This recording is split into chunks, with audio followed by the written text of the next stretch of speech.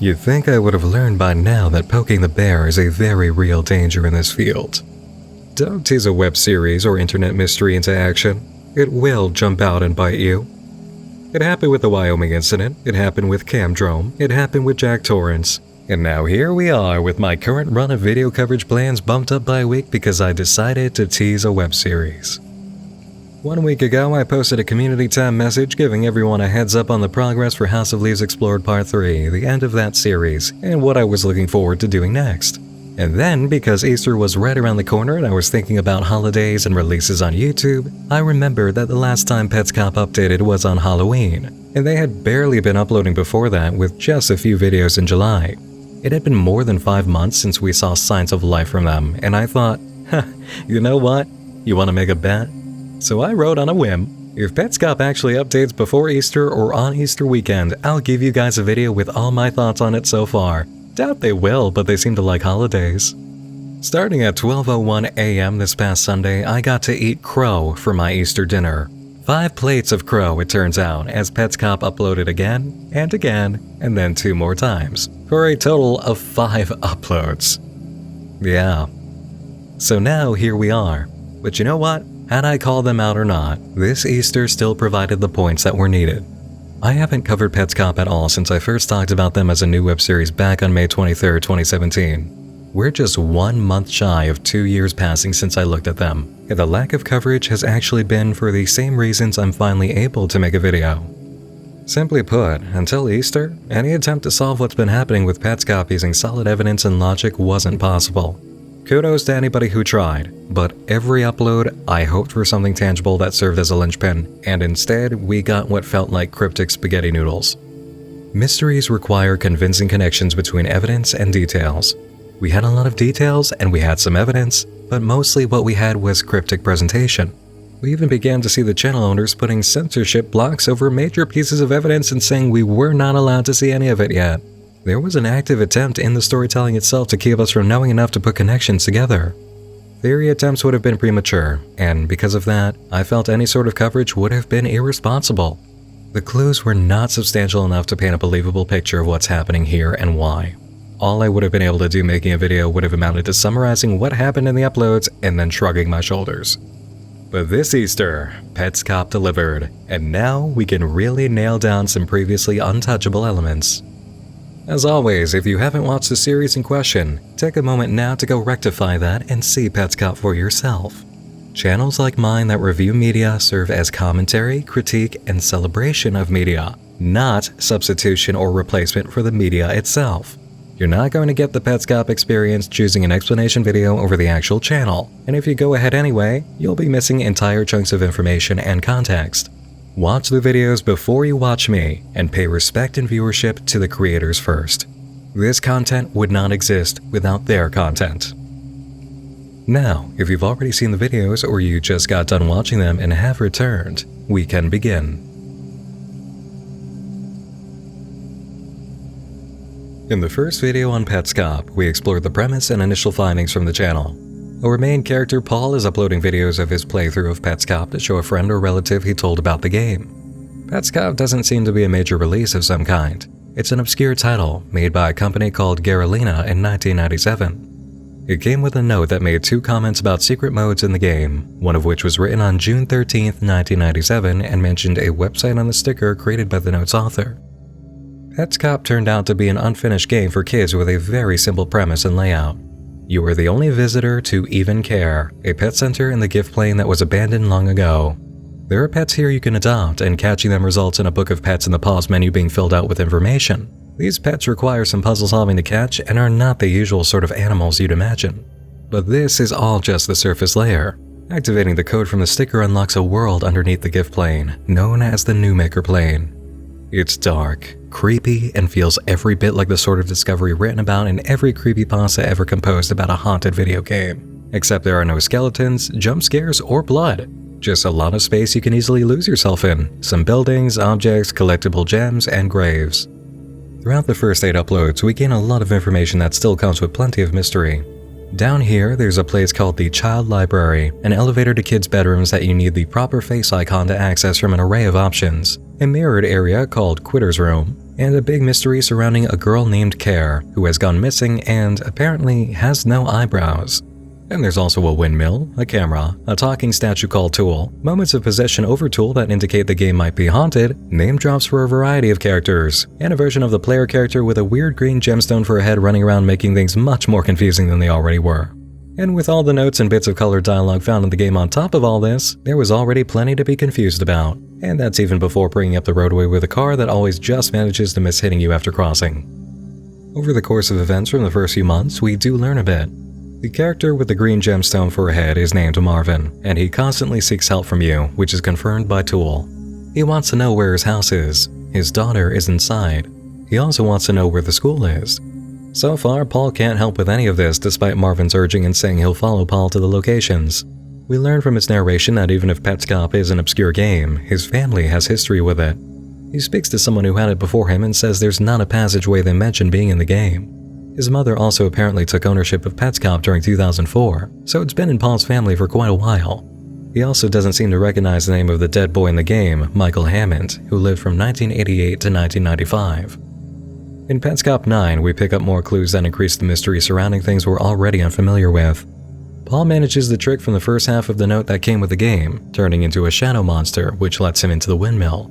Inside, we find a girl balanced on a gear and a pile of gems, which Paul collects by talking to a white version of Tool.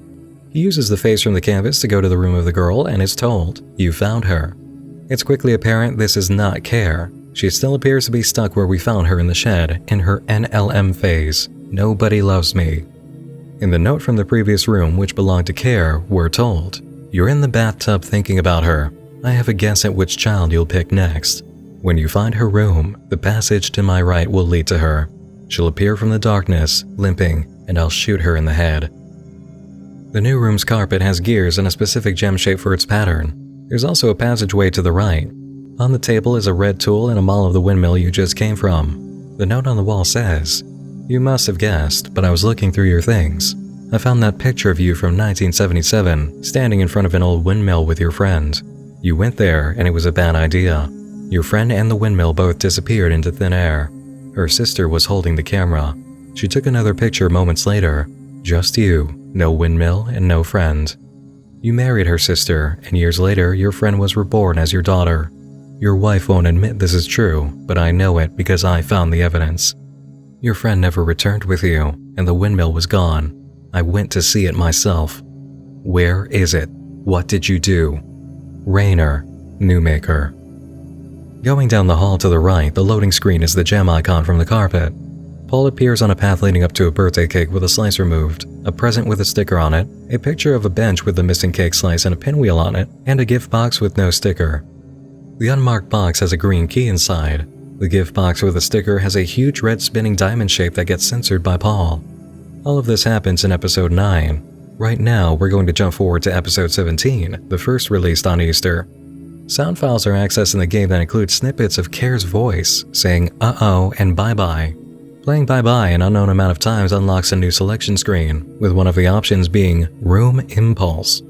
We see Anna Office, Sort Test, Gift Plane, Grave, Hallway 1, Hallway 2, House, House Bathroom, House Gara, short for Garage, and 2 Level 1 rooms. Selecting the house and choosing Generation 10 shows us Marvin's house, where a birthday is being celebrated. Paul's character is there, as well as the triangle-headed version that might indicate his past playthroughs. The compass icon is played with until the player makes it outside, where there are signs showing a birthday cake and an image of Care. The white text appears saying, "Hi there, wake up, you're free." There you go. Thank you. I want you to retrace your steps. The family, as usual, wants to learn what happened to you between November 10th and 12th of 1997. On November 10th of 1997, you ran away from your daddy's school building, and on the 12th, you arrived at your house. The question is, where were you on November 11th, and what were you doing there? I hope to guide you to that location with a spell, which I will begin now.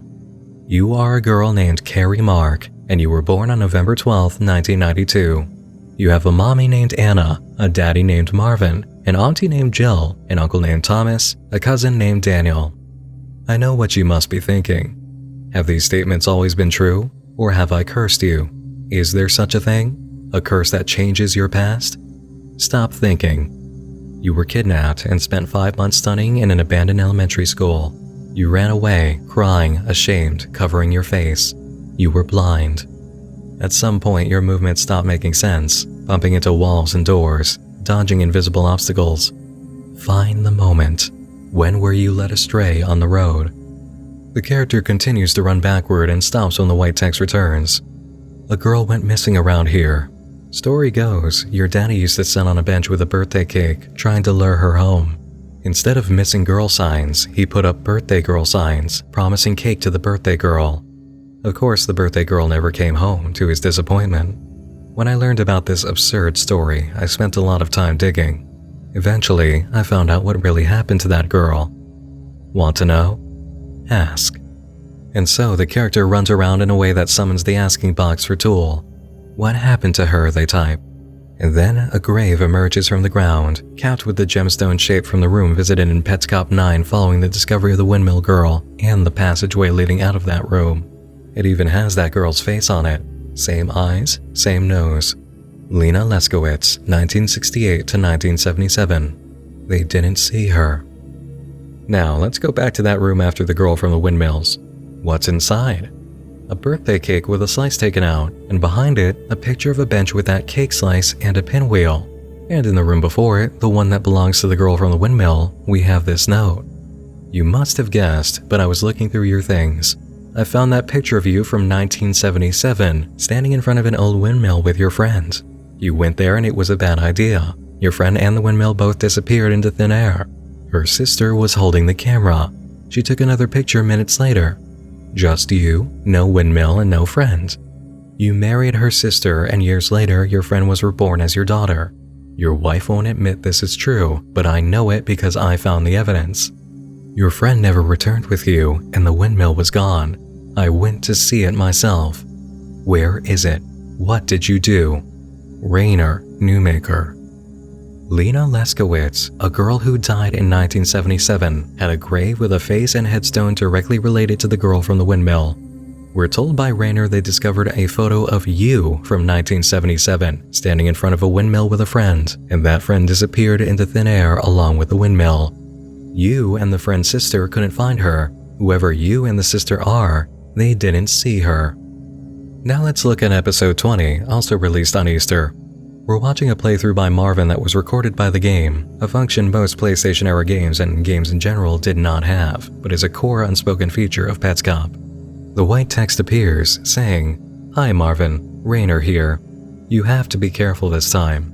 If you start running out there without a sense of purpose, you'll get lost." I'm writing this on July 10th, 1997, and Care is still missing. We are searching. Last weekend we almost got lost ourselves. Your search is harder. Beyond here, there are no landmarks, but this model of a brick building, though crude, should still be familiar to you. Where is this building? From here, I want you to find a grave. You know the grave I'm talking about. It's definitely out here somewhere. It's unmarked, of course. That's the trouble. You're the only person who can find it. Marvin finds a wooden hatch leading into a room with a sign that reads, Roadmap. What follows is a sign that says Caskets. When these are done, they will be great. Anybody who sees them is sure to become part of the family. The caskets are presented on pedestals, and we come to find they're all previously censored objects. Casket 2 is the red diamond shape from the gift box with a sticker. It seems to be an icon of Care in the middle with the diamond component as a sort of crown behind her. Later, Marvin comes to a point where he can ask Tool a question. We watch him typing, about to ask, "Did you dig?" when he changes it to, "Did you find Lena?" From the first note in Care's room leading to the one in Lena's, it is heavily insinuated they were written by Rainer to Marvin. His text, we find, shows up in the same color as his personal icon in past recordings, green. Your wife says, Care isn't growing eyebrows. You say, that's a puzzle, and your quote is in green. You're secretly very excited to hear this news. You're in the bathtub thinking about her. All clues right now point to Marvin being the one these notes saying you were directed at. We even have a quote from Rainer in Petscop 11 to confirm it, under the information tab for Care A. When the emergency began, you were all looking for Care A. I told you all we would never find Care A. When Care A goes missing, she goes missing forever. My brother didn't want us to find him because he knew we were all looking for Michael A. I'm back. This is my present for you. I started it in 1996 for Marvin. If you think they're worth any effort, see if you can save Care B or Care NLM. Care B is in the school, of course. This lines up with the information from the new releases. You are a girl named Carrie Mark, and you were born on November 12, 1992. You have a mommy named Anna, a daddy named Marvin, an auntie named Jill, an uncle named Thomas, a cousin named Daniel. You were kidnapped and spent 5 months studying in an abandoned elementary school. On November 10th of 1997, you ran away from your daddy's school building, and on the 12th, you arrived at your house. The question is, where were you on November 11th? Hearing that Care was kidnapped for 5 months but ran away on November 10th only to come back on the 12th, you might ask yourself what happened to that 5-month span, but a careful rereading of the information sets it straight. Care was kidnapped and spent 5 months studying in an abandoned elementary school. On November 10th of 1997, she ran away from her daddy's school building, and on the 12th, she arrived at the house. Marvin is her father, and we know from previous videos that he wants to find the school in the game. So, where is the kidnapping incident? When did that take place? The answer comes in PetsCop 11, straight from Paul himself.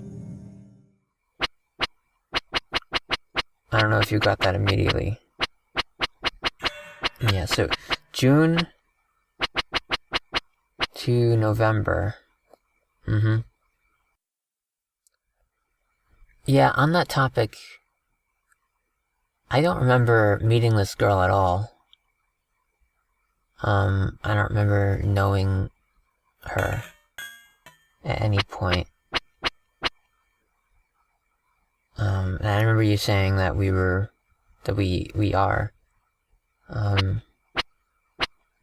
exactly the same age, right? I just don't remember even hearing about anyone going missing. Right? I don't remember her going missing. Remember anything like that. I mean, I was a kid, but even then, could have been one of those periods when we weren't visiting very much, but it just seems weird, right? Because I don't know if you can verify these dates, but 5th of June, 10th of November. Right, when she went missing and when she was found. Right. Later in this video, we're in Marvin's house and the calendar says it's June 5th. Care A is in her bedroom. A clock on the wall reads 6:10 and there's an air conditioner in the window. At 6:15, Marvin comes in through the window, knocking out the AC and steals Care. We're told Care left the room. Care was abducted by her father, Marvin, from the home he shared with his wife on June 5th, 1997. She spent 5 months in an abandoned school building he had access to, which we've seen before in the game, and in November, on the 10th, Care escaped, returning back home for her birthday on November 12th. Rainer, whoever they are, were actually working on the game during all this. Hi Marvin, Rainer here. You have to be careful this time. If you start running out there without a sense of purpose, you'll get lost. I'm writing this on July 10th, 1997, and Care is still missing. We are searching. Last weekend we almost got lost ourselves. Your search is harder. Beyond here there are no landmarks, but this model of a brick building, though crude, should still be familiar to you. Where is this building? From here, I want you to find a grave. You know the grave I'm talking about. It's definitely out here somewhere. It's unmarked, of course. That's the trouble. You're the only person who can find it. And so now we have a timeline of events. A very, very weird timeline, especially considering the end of Rainer's note to Marvin about the windmill incident. I found that picture of you from 1977, standing in front of an old windmill with your friend. You went there and it was a bad idea. Your friend and the windmill both disappeared into thin air. Her sister was holding the camera. She took another picture minutes later. Just you, no windmill, and no friend. You married her sister, and years later your friend was reborn as your daughter. Your wife won't admit this is true, but I know it because I found the evidence. In 1977, Marvin's friend Lena Leskowitz disappeared during a trip to a windmill. The photo of Marvin and Lena was taken by her sister, who later became Marvin's wife, Anna, and their friend was, according to Raynor, reborn as their daughter. Carrie Care Mark is born on November 12, 1992. In June of 97, she was kidnapped by her father Marvin and held captive in a school building until November of that year. But Raynor says they began working on PetsCop in 96, and their note from recent upload states, "Hi Marvin, Raynor here. I'm writing this on July 10th, 1997, and Care is still missing. We are searching. Beyond here, there are no landmarks, but this model of a brick building though crude should still be familiar to you. From here, I want you to find a grave. You know the grave I'm talking about. It's definitely out here somewhere. It's unmarked, of course. That's the trouble. You're the only person who can find it." So Marvin starts looking for the grave, and when he gets a prompt from Tool, he tries to write, "Did you dig?" but then changes it to, "Did you find Lena?" Put the comment about Marvin's daughter being the missing friend reborn aside for a moment, and we have events we can lay down in stone for sure due to the logic and evidence presented. Marvin knows what happened to Lena Leskowitz, the girl from the windmill, his wife's sister. Raynor knows what happened too and wants Marvin to find an unmarked grave. He's the only person who can find it. You know the grave I'm talking about. And Marvin ends up asking, "Did you dig? Did you find Lena? And who's your boss?" Raynor has a vendetta against Marvin.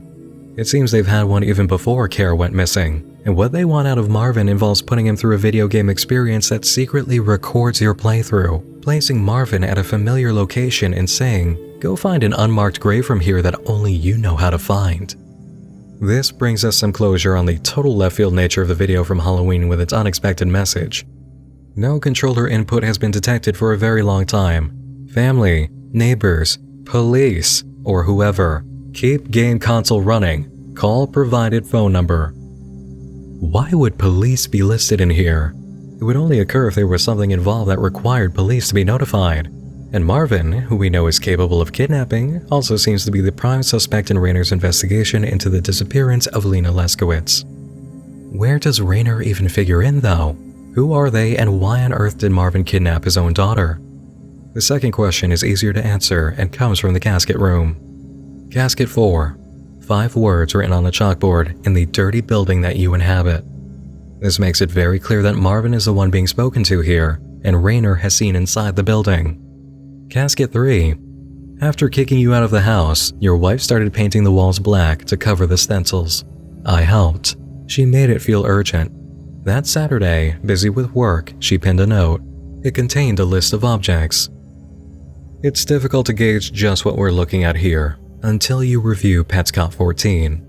Paul is using the demo recording aspect of PetsCop to access secrets hinted at by Raynor, and it involves pushing a bucket into the bedroom. Inside we have a blue bed and a green bed, the colors representing Anna and Marvin. Initially, we see a windmill model on the side of Marvin's bed. This windmill vanished off the face of the earth. Here's a similar puzzle. For you, Marvin. There are 2 pictures of a door. In the first picture, the door is closed. In the second picture, taken later, the door is open. Nobody opened the door. The door did not open itself. The door, in fact, did not open at all. What happened? This puzzle is solved by Paul and his use of the bucket. In the demo recording, we see that Marvin's side of the room is empty except for a black sensor square covering a portion of the wall. Look at that design of the floor and wall. It's the same image from Casket 3, showing us the stencil that was painted there and previously censored. We can even see half of the room is black on Anna's side. It was completely green when Marvin had the windmill model inside. Paul brings the bucket into the room, and it suddenly develops a black paint roller, which begins covering the wall. The moment it covers up the stencil, the sensor square disappears. This provides Paul with a black key, which unlocks the garage door, where a computer can be found showing off the PetsCop website.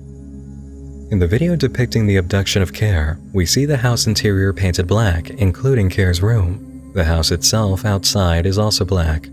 When we first see Marvin's house, back when he's looking for it, we find it's green. All depictions of the home in black can, in this timeline, be seen as coming after Marvin was kicked out and Care's abduction. And Raynor was here during all of it. He was, in fact, around the whole family quite a bit, according to what Paul says in episode 11, after looking at Raynor's note describing Care A and how the emergency was handled. I saw him at a birthday party once. All the older kids were down in the basement playing video games, hide from everyone. He was down there too. He was older than the rest of them though. Also of note is Raynor's Christmas message, which corresponds with the information in the video description by the channel owners. The purpose of this YouTube channel is to preserve and display the recordings within the video game Pets Cop while keeping some of their content private. They were first given to us as a Christmas gift many years ago.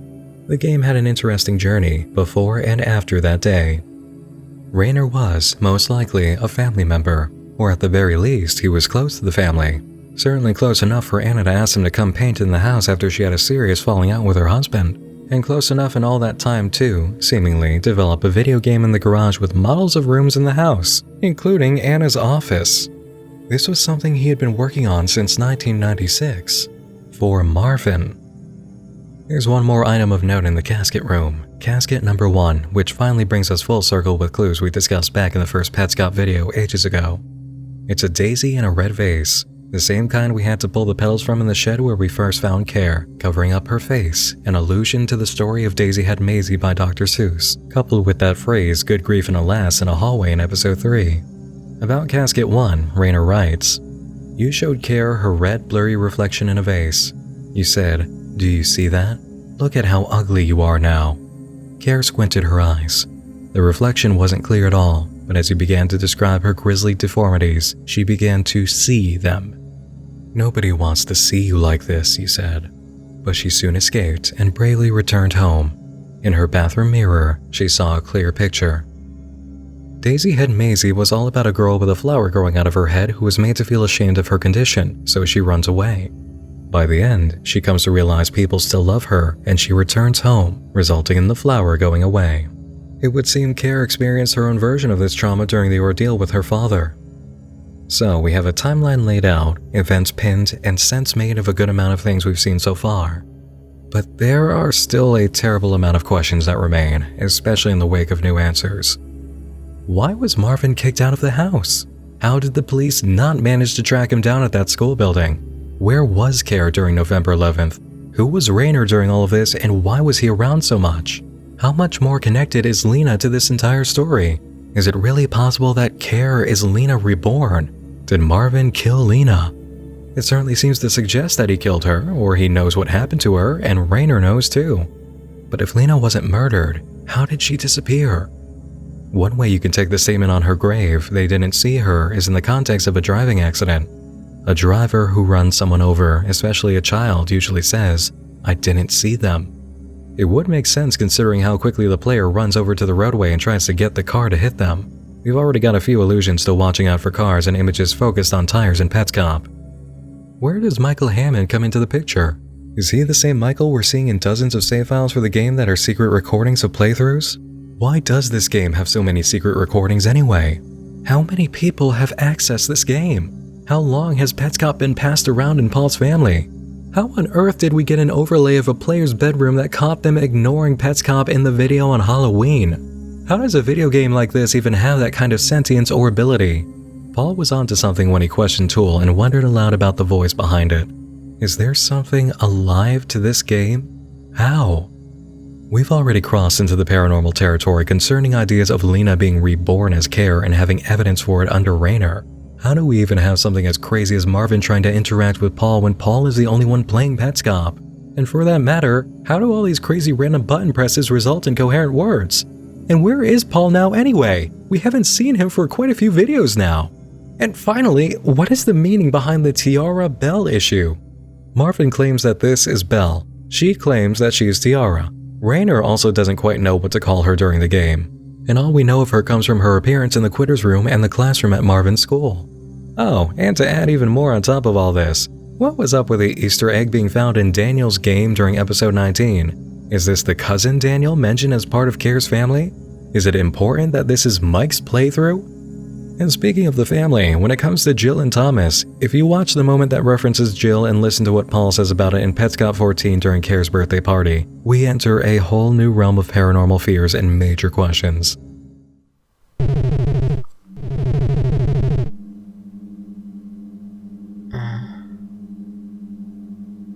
second.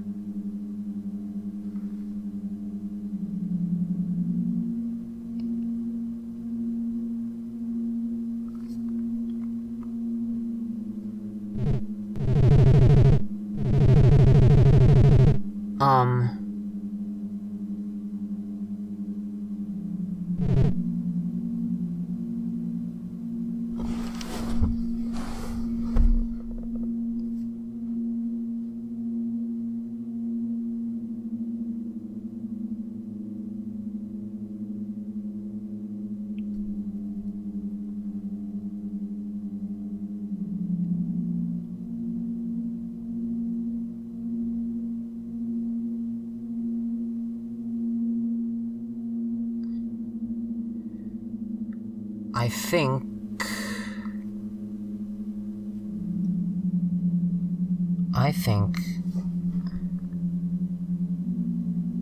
that was based off of a conversation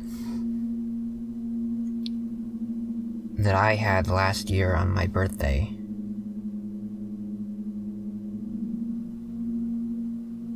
If it wasn't just a coincidence,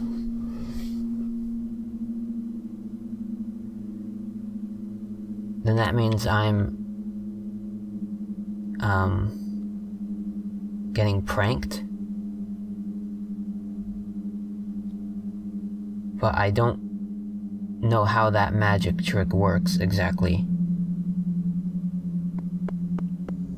This all brings us to the moment where I need to explain something wholesale about Petscop rather than piecemeal, because I'm sure it did not go over your heads just now how many questions we currently have compared to the answers we've got.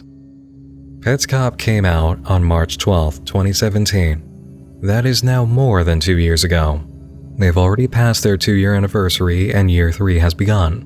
We're up to video number 21 as of April 21st, 2019. It took us 2 years to make what feels like genuinely satisfying connections from all the material that's been presented so far. Now, you could say that connections could be made as soon as Petscop 11, and I would agree with you. But after watching Care's abduction during that time, you still don't know what Marvin was truly doing in the game. The way everything happened, it looked a lot like he was only showing Paul how to solve the puzzle and catch Care. Marvin was an NPC to us the whole time until that moment, trying to guide Paul to see things and find locations. Why wouldn't he show the player how to solve a puzzle like this? The idea of it being demonstration of a past event in the story is immediately overwritten by the player's ability to follow what he did and reap the reward of catching Care. It came off as instructional rather than a story cutscene. It's only now with videos that had to give us full-on exposition that we understand what was really happening. And that's a lot of what's been going on with Petscop as a web series. When the video uploaded isn't showing us another cryptic, vague detail or message to add to the ever-growing pile of vague, cryptic details and messages with no real connections we can draw, we're being hand-delivered the next bit of progress through direct messages. And when none of that's happening, we get sequences that are just kind of slow to watch. There have been a good amount of moments like this in Petscop, where you're sitting back and just waiting for Paul or whoever has the controller now to get to their objective. We have the power of editing, guys. We can speed up the process and cut out the wait times without sacrificing realism or suspenseful pacing. The same thing was done for the Halloween video. You could have cut that time in half and had the same impact of what was shown to us. Now, what I'm not going to knock Petscop for is the amount of time between uploads. They have followed the fate of every single dark media web series and online project that came, saw, and conquered and became popular. Sudden slowdown syndrome. And it can be for anything and everything. Life happens.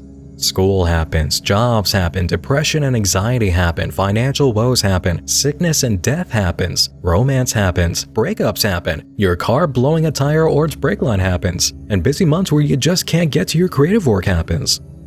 When you actually begin to make things yourself, you lose every bit of naive ignorance concerning the pace that creators should be working at.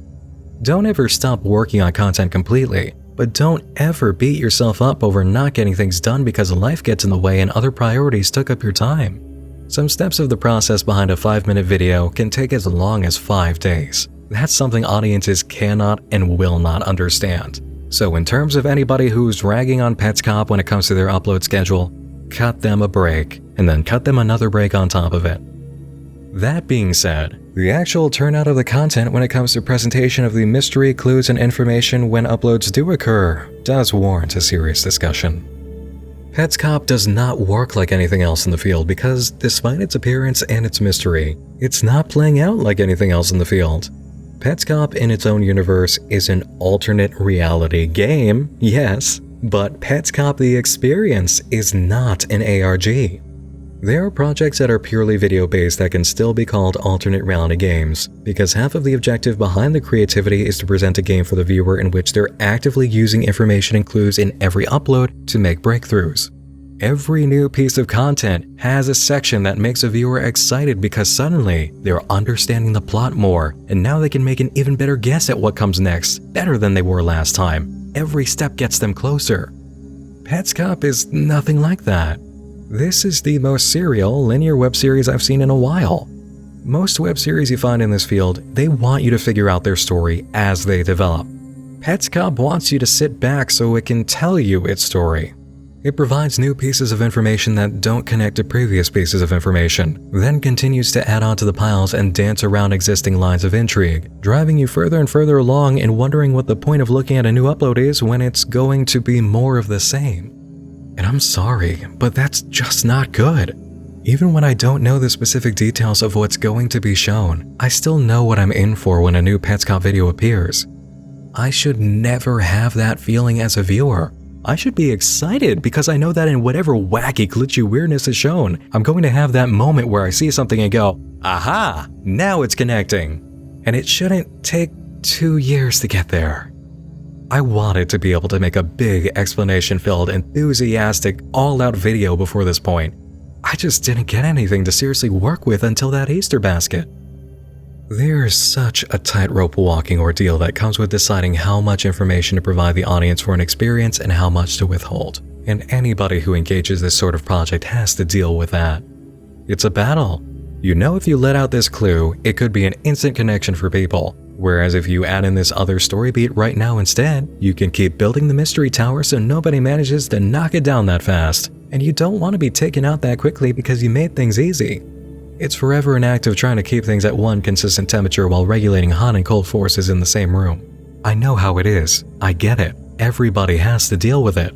But with Petscop, I feel like having such a continuous run of cryptic and vague going on for so long has hurt enthusiasm and enjoyment for the project. I've had a Petscop fan I know tell me on Easter they've been starving for content that gives them answers, and every few uploads, they just get tiny morsels to take in, so the effect that Petscop produces in them is the same as always: starvation. Marble Hornets worked playing it cryptic and vague for so long because in every upload, or at least every 2 uploads, actual story progress was made that felt like we were making headway along with Jay, getting closer and closer to another major breakthrough in the investigation. With Petscop, every time a new upload has appeared, I've expected to be shown more cryptic things and images, with a lot of running around by the player character or Marvin, and nothing actually answered. When we were first about to be given cool answers in the form of what was in the gift boxes, what happened? We got censored from the creators. And seeing those casket items now, it wasn't even necessary. We wouldn't have been able to tell what any of those items meant before Easter. There's just so much in Petscop that cannot be approached yet with confident theories. When I play detective, I want to find all the clues and get all the witness testimonies before I call the scene. Right now, I've got too many scenes, too many different clues, and not nearly enough witnesses or statements to put a whole picture together. And maybe that's the plan, but the effect it's given us so far is that of watching a very long movie where we know if we just keep sitting here, even though it's been 2 hours now, some character is going to say something or find some object that finally reveals what a whole lot of things mean. And that's just not interactive for an active audience who wants to be as interactive as possible. Petscop is still a wonderkind and an absolute achievement. It hit the ground sprinting and tore up the scene in the best way, but that sprint boost at the start has come to a jogging pace now, and I need to see some moves to stay engaged and feel satisfied. I'll wait for a lot of series as long as they keep the supply line of satisfactory content per upload coming, even when they upload every 2 or 3 months or even 5. But until we get that full hit of worth the wait, It hurts to just keep being handed breadsticks and water at the table in the restaurant. You guys have it in you to hit us hard with jaw-dropping pieces, and we both know it. Pull off your gloves and give us a shot. Just go for it. All that being said, do bear in mind that Petscop is still great. Really, it is great, but it's also gotta pick up the pace and rev the engine. This is an absolute achievement in the field that just needs to crack its knuckles and jump into the pit instead of teasing us at the edge of the stage. I would love to see a behind-the-scenes breakdown of what went into making this thing when it's all over. I want to see how complicated and labor-intensive it got. It's still such a winner no matter if it's animated somehow or a pre-made game. Anything that they did for this, I want the story. Dragging or not, I will never say Petscop is anything less than an achievement for all it's done. Now they've just got to shift gears, pick up the pace, and turn up the wow factor. Scare us, shock us, disturb us, hit us with something. But most of all, satisfy us every time you come around. You can do it, and I know it. You shut me up on Easter, so come on and tell me off again, and I'll smile the whole way through. That's all for now, everybody. I'm glad to say this is my first touchstone back for regular uploads now that the House of Leaf series is complete. I've got about 4 ideas in mind right now that I want to get to for videos, and I just want to completely get into it the whole next month. I'm excited, I'm inspired, and it feels so good to be back. Major thanks to all of my supporters on Patreon, whose names you can see here in just a few moments. Major thanks to all of you as well for supporting. And remember, if you ever want to show some love on Patreon, you can make it happen for literally just $1 a month. Less than it takes for a candy bar or a coffee at the drive-thru, and you'll be helping me out immensely and making sure Nightmind stays in operation and that I keep on doing big, crazy projects. Thanks for joining me in the dark again this evening. Once more, I'm Nick Nocturne, and like a web series I dared to tease that was only playing dead, I'll be seeing you all again real soon. Sleep tight.